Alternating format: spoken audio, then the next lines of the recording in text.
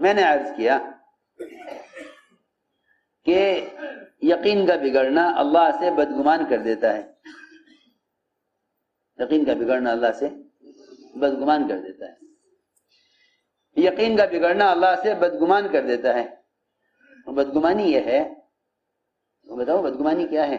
بدگمانی یہ ہے کہ یہ زمین اتنا ہی غلہ دے گی اور یہ بھینس اتنا ہی دودھ دے گی، بس جا تم نے یہ کہا یہ بھینس اتنا دودھ دے گی، تم اس سے زیادہ دودھ لے ہی نہیں سکتے، کیونکہ تمہیں اس خیال نے اللہ سے بدگمان کر دیا۔ حضور اکرم صلی اللہ علیہ وسلم عشاء کی نماز اپنی مسجد میں تاخیر سے پڑھتے، جماعتوں کو ترتیب دینے، جماعتوں کی روانگی میں یا جماعتوں کو ہدایات دینے میں یا کسی جماعت کو مرتب کرنے میں آپ مشغول ہو جاتے۔ بعض مرتبہ تو عشاء کی نماز کے لیے اقامت ہو جاتی، عشاء کی نماز کے لیے اقامت ہو جاتی، اقامت اذان نہیں بلکہ اقامت ہو جاتی نماز کے لیے۔ حضور اکرم صلی اللہ علیہ وسلم ایک جماعت کو مرتب کرنے میں مشغول ہو جاتے اور اتنی تاخیر ہو جاتی تھی کہ لوگ سو جایا کرتے تھے، پھر نماز کھڑی ہوتی، تہائی رات تک نماز میں تاخیر ہو جاتی۔ کب تک؟ تہائی رات تک نماز میں تاخیر ہو جاتی۔ صحابہ عشاء کی نماز میں تاخیر کے ایسے عادی تھے کیونکہ مستقل مسجد میں کام میں لگے ہوئے ہیں، آنے والوں کو سکھلانے میں، آنے والوں کے اکرام میں، آنے والوں کو کلمہ پڑھانے میں، آنے والوں کو نماز کی تعلیم دینے میں، مستقل کام ہے۔ بیان ہوتا رہتا تھا، بیان کے دوران نماز کھڑی ہو جاتی تھی۔ ابوبکر رضی اللہ تعالیٰ عنہ بیان فرما رہے تھے، نماز سے پہلے بیان کرتے کرتے فرمایا آؤ نماز پڑھ لیں۔ اللہ کے طرف سے اعمال پر ملنے والے اجر کے تذکرے ہوتے ہوتے نماز کھڑی ہوتی تھی، اس لیے نمازوں میں احتساب، وعدوں کا یقین۔ میں نے عرض کیا کہ آپ عشاء کی نماز تہائی رات تک مؤخر کر دیں، پھر عشاء کی نماز کے بعد انصار میں گشت کے لیے جاتے، عشاء کی نماز کے بعد انصار میں گشت کے لیے جاتے۔ یہاں تو لوگ کہتے ہیں کہ بھئی گشت کا وقت طے کر لو، بس باقی تو ہمارے کھانے سونے کا اور ہماری اپنی ضروریات کا وقت ہے، گشت کا وقت طے کر دو کہ جی اتنے بجے تک گشت ہوگا۔ اس کا مطلب یہ ہوا کہ تبلیغ دعوت محنت نہ ہوئی، تنظیم ہوئی، محنت نہ ہوئی تنظیم ہوئی کہ پروگرام بنا کر کام کرو۔ ایک یہ ہے کہ نہیں، جو آدمی جس وقت مل جاوے اس وقت چلے ملاقات کے لیے۔ وہاں صاحب فرماتے تھے اس کام کے تقاضے بے وقت آویں گے، عبادات کے تقاضے وقت پر آویں گے۔ اس کام کے تقاضے بے وقت، اس کام کے تقاضے بے وقت آویں گے، پر عبادات کے تقاضے وقت پر آئیں گے۔ دیکھو میری بات توجہ چاہتی ہے بہت۔ عبادات کے تقاضے مجاہدہ نہیں ہیں، عبادات کے تقاضے مجاہدہ نہیں ہیں۔ سنو میری بات، عبادات کے تقاضے مجاہدہ نہیں ہیں۔ کیوں؟ اس لیے کہ عبادات کے تقاضے اپنے اپنے اوقات کے ساتھ ہیں۔ اتنے بجے نماز ہوگی، فلاں مہینے میں روزہ رکھنا ہے رمضان میں، فلاں مہینے میں میرا زکوٰۃ دینے کا معمول ہے، فلاں مہینے میں حج ہوتا ہے۔ آدمی ان عبادت فرائض کے لیے پہلے سے تیاری کر لے گا، فرائض کے لیے پہلے سے تیاری کر لے گا، فرائض کے لیے پہلے تیاری کر لے گا، لیکن دعوت کے تقاضے بے وقت آئیں گے، دعوت کے تقاضے بے وقت آئیں گے۔ عبادات کے سارے اوامر سارے تقاضے اپنے اپنے اوقات کے ساتھ موقت ہیں، لیکن دعوت کے تقاضے بے وقت آئیں گے۔ میں عرض کر رہا تھا کہ حضور اکرم صلی اللہ علیہ وسلم عشاء کی نماز تاخیر سے پڑھنے کے بعد پھر جاتے ہیں انصار میں۔ انصار کاشتکار دن بھر اپنی زمینوں پر مشغول رہیں، شام کو تاخیر سے آویں، آپ رات کو جامع انصار میں دعوت دینے کے لیے۔ روزانہ کا معمول جانے کا روایت میں ہے، روزانہ کا معمول انصار کے محلے میں، وہاں آپ تشریف لے گئے۔ صحابہ کرام کا معمول یہ تھا کہ آپ کے لیے دودھ نکال کر رکھ دیا کرتے تھے اور اپنا اپنا حصے کا دودھ صحابہ پی کر سو جایا کرتے تھے۔ آپ انصار میں ہوتے تھے۔ ایک مرتبہ دودھ ساری بکریوں کا نکال لیا، صحابہ نے سب نے پی لیا، آپ کے حصے کا پیالے میں ڈھک کر رکھ دیا۔ آپ تشریف لائے، آپ کا معمول تھا آپ تشریف لاتے تھے تاخیر سے، دودھ کا پیالہ رکھا ہوتا تھا، آپ اس میں سے پیتے، یہ آپ کا معمول تھا۔ اس دن سب صحابہ دودھ پی چکے، سو گئے۔ حضرت مقداد فرماتے ہیں میں نے بھی حصے کا دودھ پی لیا، لیکن ایک پیالے میں آپ کے لیے ڈھک کر رکھ دیا۔ شیطان آیا میرے پاس، کہنے کا مقداد یہ تھوڑا سا دودھ رکھا ہوا ہے، تھوڑا سا دودھ رکھا ہوا ہے۔ اللہ کے رسول صلی اللہ علیہ وسلم تو انصار میں گئے ہوئے ہیں، اور انصار ایسے نہیں ہیں کہ آپ کے اکرام کیے بغیر آپ کو واپس کریں۔ انصار نے تو آپ کا اکرام کیا ہوگا، آپ کو کھلایا ہوگا کچھ، اور یہ دودھ تو پی جائے۔ فرماتے ہیں شیطان نے مجھے آمادہ کیا اس دودھ کے پینے پر جو آپ کا حصہ رکھا ہوا تھا، میں نے پی لیا۔ جب پی لیا تو شیطان نے مجھے بڑی ندامت کی، اور شیطان نے آ کر مجھے بڑی ملامت کی کہ تو نے دودھ پی لیا ہے، اب اللہ کے رسول تشریف لائیں گے اور دیکھیں گے پیالہ خالی ہے اور تیرے لیے بد دعا کریں گے، اور تو ان کی بد دعا سے ہلاک ہو جائے گا۔ فرماتے ہیں میرے ساتھی تو سب دودھ پی کر سو گئے، میں جاگتا رہا۔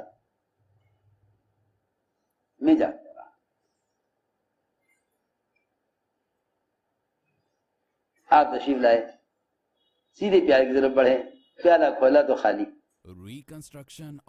فرماتے ہیں آپ نے دونوں ہاتھ دعا کے لیے اٹھائے۔ حضرت مقداد کہتے ہیں بس مجھے اپنی ہلاکت کا انتظار ہونے لگا، مجھے اپنی ہلاکت کا انتظار ہونے لگا۔ فرماتے ہیں میں نے دل چاہا کہ سنوں کہ آپ کیا دعا مانگ رہے۔ میں قریب آیا تو آپ دعا مانگ رہے تھے، اللہم اطعم من اطعمنی واسقی من سقانی، اے اللہ جو مجھے کھلائے تو اسے کھلا، جو مجھے پلائے تو اسے پلا۔ کہنے لگے آپ کی دعا سن کر مجھے تسلی ہوئی، تو میں نے عرض کیا کہ جی خیال آیا کہ دودھ تو اب ہے نہیں۔ میں جو بات سمجھانا چاہتا تھا کہ دودھ تو اب ہے نہیں، دودھ تو سارا بکریوں کا نکل چکا، اب تو دوسرے دن یا اگلے وقت دودھ ہوگا، جو اب دودھ تھا نکل چکا، دودھ تو نکل چکا ہے، اب کہاں سے آئے گا۔ اسے میں عرض کرنا چاہتا تھا کہ جتنی بھی مادی شکلیں ہیں، اسباب ہیں، ہم سمجھتے ہیں کہ بس اللہ کی قدرت دیکھو،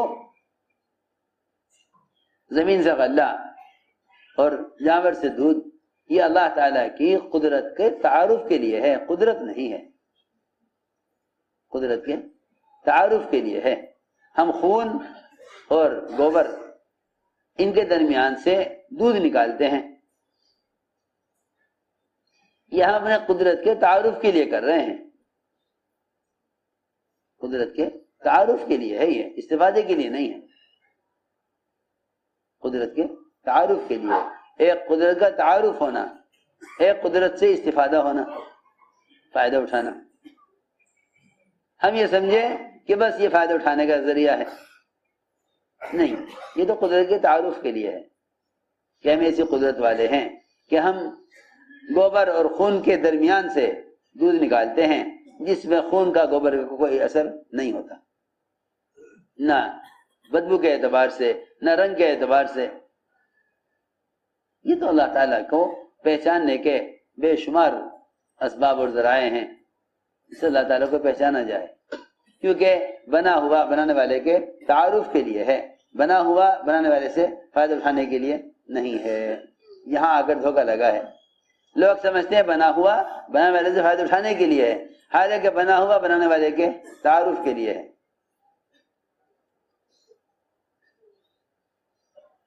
تو میں نے عرض کیا کہ حضرت مقداد نے کو خیال ہوا کہ دودھ تو ملے گا نہیں، اب ساری بکریوں کا نکال لیا گیا. چھری اٹھائی کہ ایک بکری آپ کے لیے ذبح کروں اور گوشت بناؤں آپ کے لیے. میں دیکھنے لگا کون سی بکری میں گوشت اچھا ہے جو آپ کے لیے ذبح کروں. اور میں اے مقداد کیا کر رہے، چھری کہاں لے جا رہے؟ عرض کیا کہ آپ کے لیے کھانا بناتا ہوں. آپ نے فرمایا کہ اے مقداد یہ پیالہ لو اور بکریوں کا دودھ نکالنا ہو.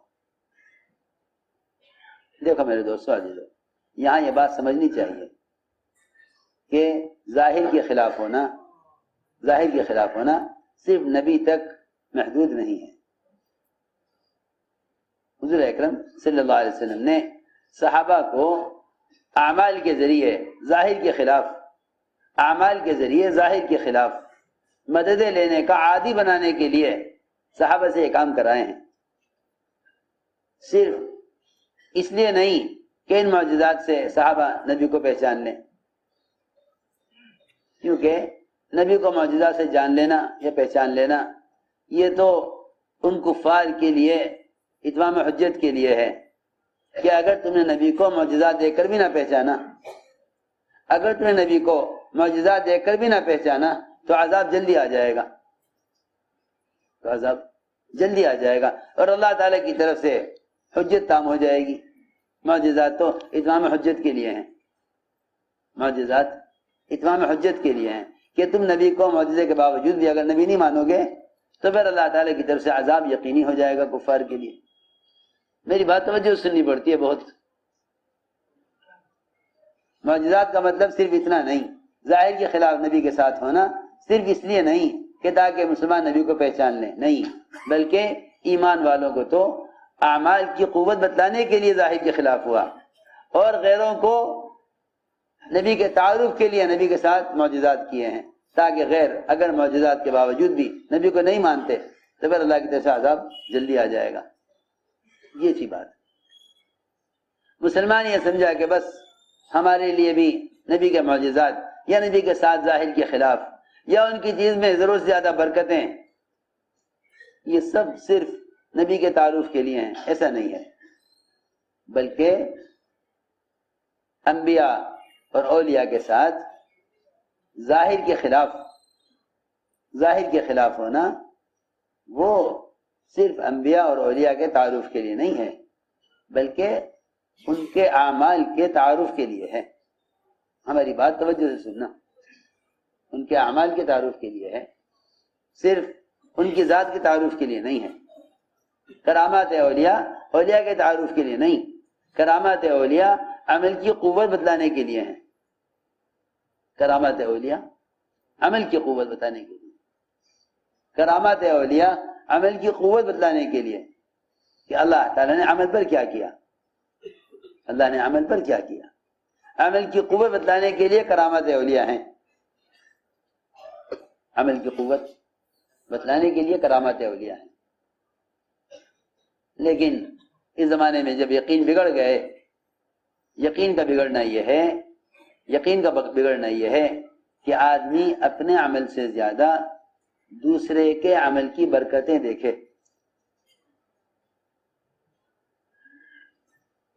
آدمی اپنے عمل سے زیادہ دوسروں کے اعمال کے اندر کامیابی دیکھے.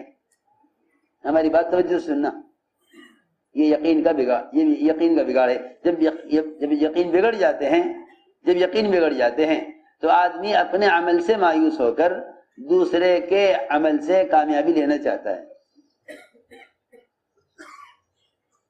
دوسرے کے عمل سے. یہ وجہ ہے کہ لوگ اپنی حاجتوں میں جتنا اولیاء کے پیچھے دوڑتے ہیں اتنا اپنی حاجتوں میں اعمال کے پیچھے نہیں دوڑتے. اپنی حاجتوں میں اپنے اعمال کے پیچھے نہیں دوڑتے، کیونکہ وہ سمجھتے ہیں کہ اولیاء اللہ تعالیٰ کے وہ خاص بندے ہیں کہ جن کی دعا سے ہمارا کام ہو جائے گا. ہم اس قابل ہیں نہیں اور یہ اس قابل ہیں، بس لو جی قصہ ختم ہو گیا. جو اپنے عمل سے کامیابی نہ لے وہ دوسرے کے عمل سے کامیابی کیسے لے لے گا؟ ایسا تو ہے نہیں اللہ کا دستور کہ ہر شہر میں ہر ملک میں ہر علاقے میں کوئی اللہ کے ایسے مخصوص بندے ہو جائیں جن کی دعاؤں سے عوام کی گاڑی چلتی رہے. یہ تو کہیں ملتا نہیں، نہ قرآن میں نہ کہیں حدیث میں، کہ ہر شہر میں کوئی جیسے اللہ والے ہوں کہ اس شہر والوں کی مسائل اللہ والے حل کرا دیں.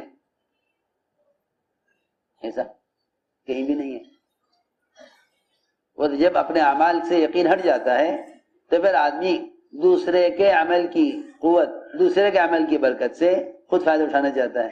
ہم سب فرماتے تھے ہر گاڑی اپنی بتی کی روشنی میں چلتی ہے. ہر گاڑی اپنی،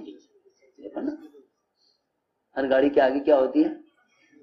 سب سے آگے بتی ہوتی ہے. گاڑی کی بتی کہاں ہوتی ہے؟ پیچھے، آگے ہوتی ہے. یہاں